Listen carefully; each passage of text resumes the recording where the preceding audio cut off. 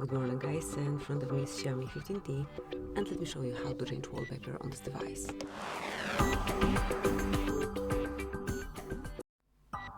So first of all, locate and open the settings, then find and select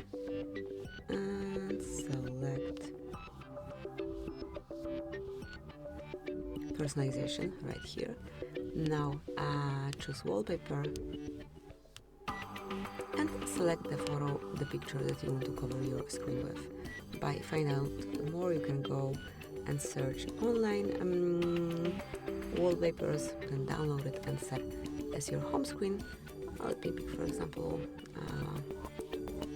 some floral wallpaper, maybe this one. Then mark apply and then decide if you want to set it as a wallpaper pair. If so, just mark set as both.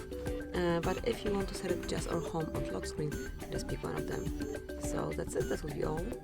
Thank you for watching. Please subscribe our channel and leave a thumbs up.